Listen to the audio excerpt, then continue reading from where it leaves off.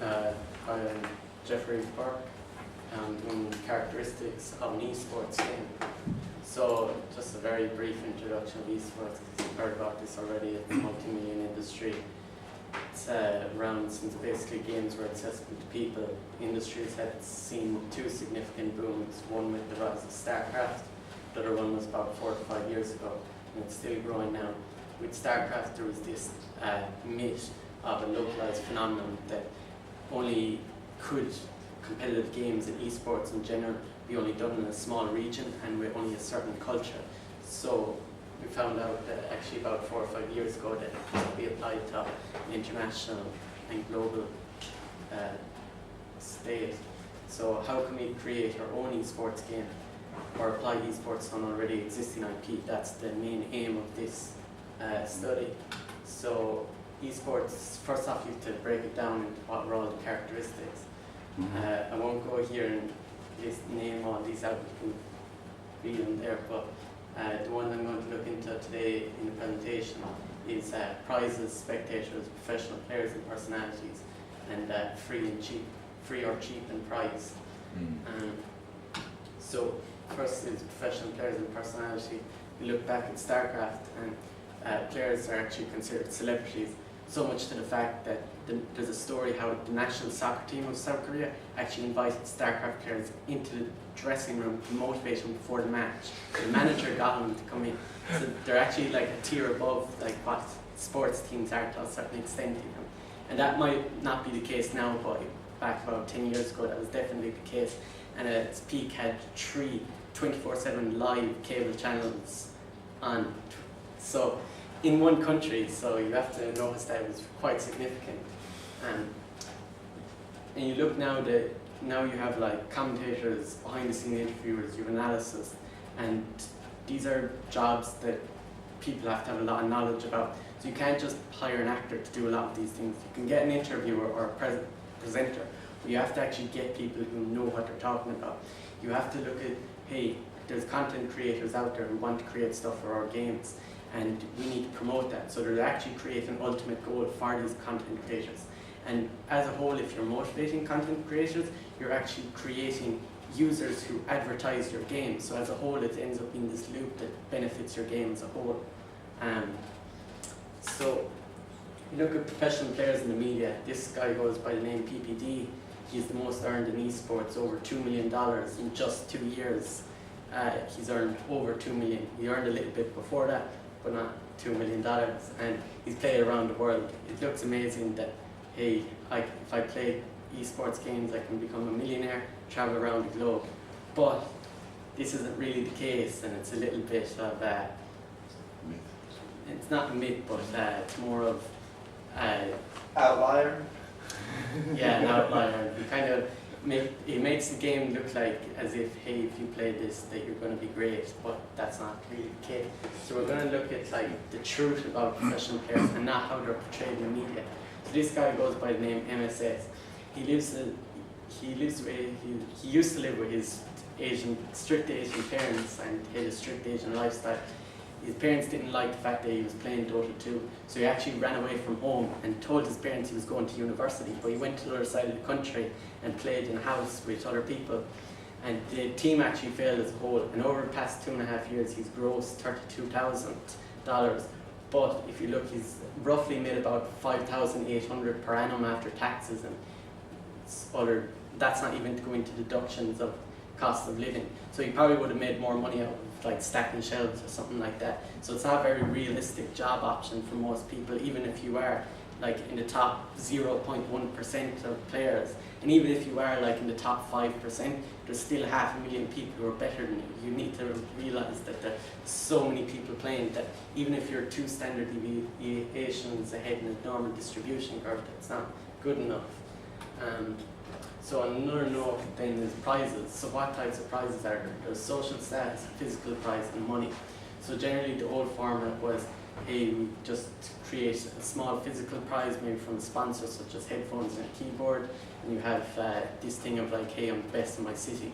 But obviously as online has become a big growing thing the past few years, is that now you have to be the best in the world, not just the best in your block. So So if you look at prize money, you can see in blue Dota is quite more significant. But what does this actually mean? And you see it's actually in the millions throughout multiple different games. But does prize money actually matter? Partially, yes and no. The problem is that the prize money doesn't reflect how successful a game is or how much revenue the game actually dishes out. It's basically showing how much a game is putting back into the community. And if you look at stuff like League of Legends, has over 50 million players each month, and Dota 2 has only 10 to 12 million. Yet, if you look back at this chart, that in the purple is League of Legends, yet in the blue in the past 2 or 3 years, Dota has been much higher, but still the players in League of Legends are quite significantly higher. And similarly, if you look at CSGO, that there's 78 million players, yet the highest prize pool ever has been something like 215,000, whereas Dota, there's been 3 tournaments this year, which have been the highest tournaments in any esports game out there. And just to put into reflection that World of Warcraft has a lot of players. There's 5 to 10 million players depending on the month in the past year. So again, the top 3 games played on PC are actually esports games, which is kind of showing that it's a quite large magnitude.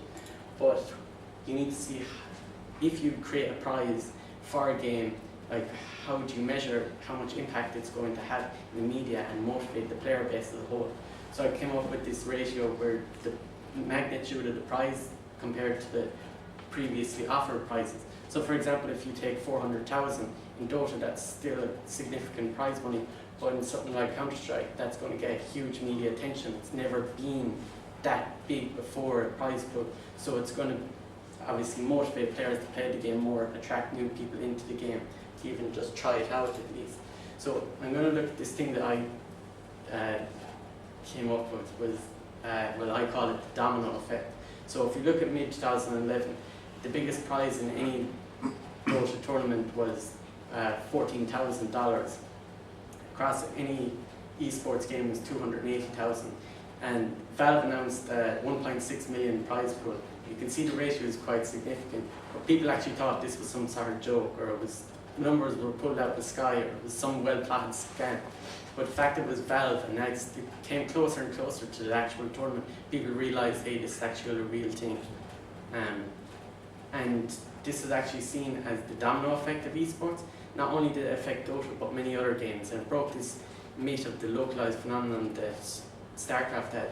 And it actually is prize money is a good way of establishing an esports game as a whole, because it creates a huge media attention. If you look at games like Rocket League, the amount of money that's involved for players, it's very insignificant compared to any other esport. Yet there's a lot of competitiveness throughout all the player base, and yet the money isn't there because there's never been this one big prize pool that's just kind of set it all off. So we have spectators, and a lot of these characteristics are linked to a certain extent, that they have features which affect other features within the characteristics. So for example, spectating is very important in an esports game. If you can't watch it, there's no point of having an esports game. It must be also easy to access. You look at stuff like Sky Sports or something like that, you have to pay a lot of money just to watch it, or else you have to go down to the pub and watch sport. Like, you need it to be as easy as like, hey, I just whip out my phone and can watch it. It needs to be easy for everyone and anyone to access. So being free, or at least having a very small charge, is a good idea. So there's also this thing of where the size of the prize that in tournaments has a very strong correlation to the number of viewers. So these are just 4 tournaments I've taken at random that had these viewing counts available. So the maximum concurrent viewers going up in the y-axis and the prize money going to the right. So literally bigger prize, more viewers. And again, this is independent per game, not crossing from one game to the next. So this kind of comes into the thing where I was talking about, if you had 400,000 in Counter-Strike, you would get a huge amount of extra viewers, whereas at 400,000, Dota wouldn't generate as many viewers. The other thing is free or cheap in price. If you look at just real sports in general, there's a lot of stuff to learn. I'm not going to go into the debate if esports are sports, but you can learn a lot from sports because they've been established for hundreds of years. If you look at something like soccer, there's a very small barrier to entry. You literally have to have a sphere. It can be made out of a rubbish bag and a string. Whereas if you look at a game like polo, you have to have a horse outside at least. At least like everyone has to have like a horse on your team. You have equipment as well, so like it's not an easy thing to maintain. That the competitiveness as a whole will be weaker just because, and also to an extent it can, if you've never played the sport, you're less likely to watch it and stuff like that. So then these are just the key characteristics that are implemented on current games that are out there. So green is, they have implemented it quite well, partially implemented is yellow, and not implemented at all is in red. So you can kind of see with this kind of chart that how a game can be successful and that to an extent these characteristics hold true. These are bound to change over time. The industry is changing a lot. What was there like 2 or 3 years ago, literally throw out all that information, because even 2 to 3 years time you can really throw out half this because it's changing so quickly. So yeah, that's it then. Questions? What's Bushnell's law? Bushnell's law basically states easy to learn, hard to master. So that's a whole kind of topic in itself. But yeah, it's easy enough sometimes to implement. It's something that's easy to learn, hard to master.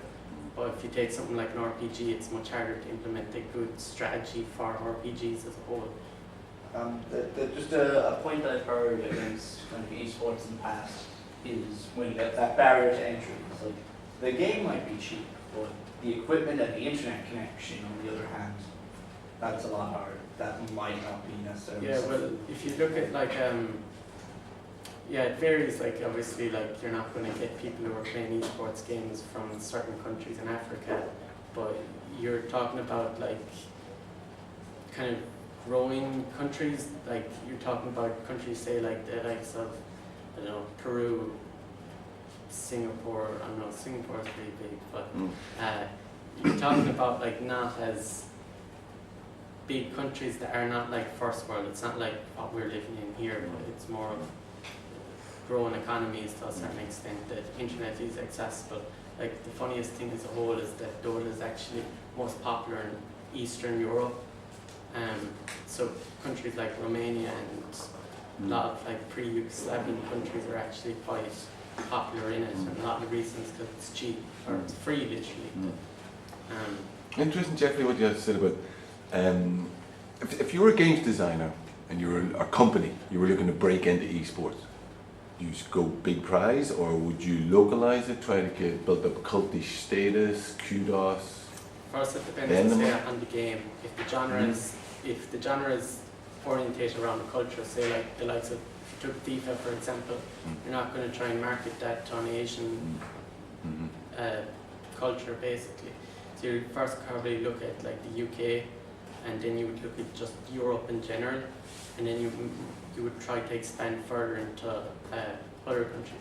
First thing you would probably do is try and, I would say, start with a prize, because if you start with a prize, it just creates immediate attention first, even if it's not the best prize out there, but still, if you were to say, for example, with FIFA, that if you were to get big prize, you could see who's actually winning these tournaments, who's actually performing the best.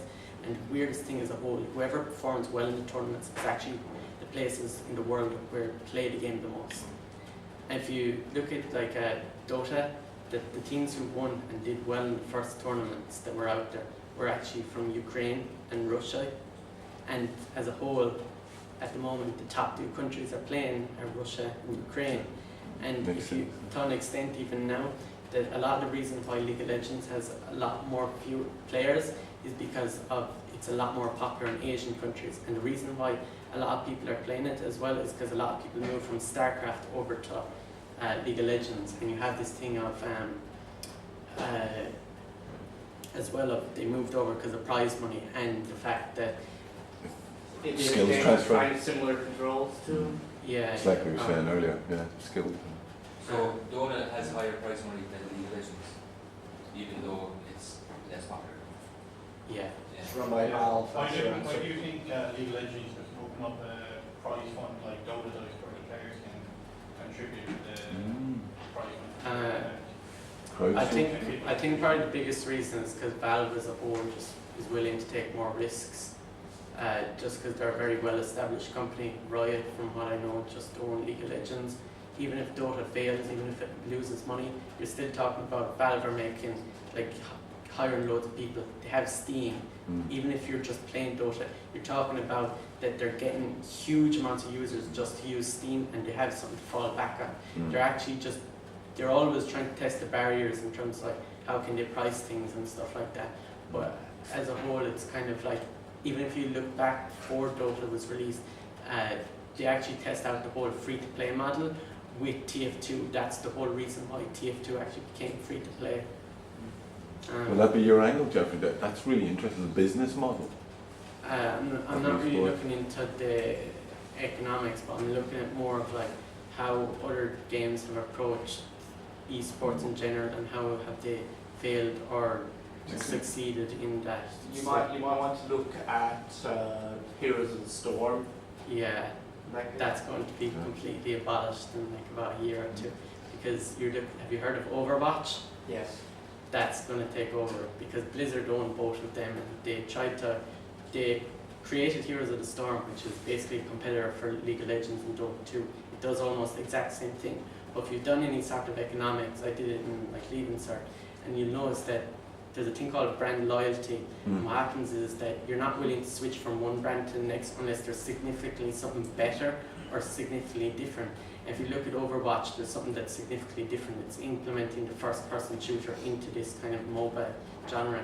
And if you do, even if Heroes of the Storm did something slightly better, like slightly better isn't enough. It has to be hugely greater. But do you think it's kind of fair criticism to say that Heroes of the Storm isn't different enough from Law and Order?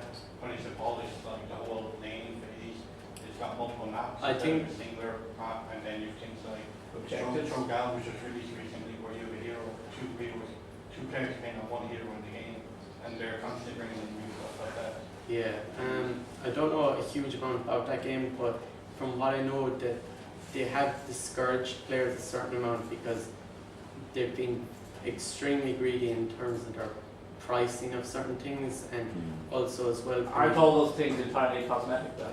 Yeah, I think the pricing is the same as the standard one. Yeah. The play and skins are on. I know, but Skins are always it's a little bit more greedy in comparison to say League of Legends or. Yeah, no, I think it takes a while to earn the coins. Yeah.